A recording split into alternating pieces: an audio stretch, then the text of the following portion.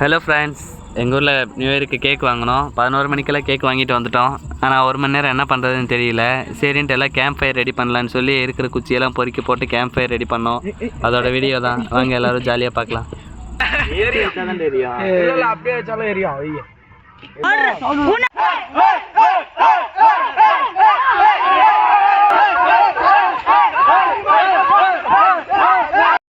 Happy New Year, Happy New Year, Happy New Year.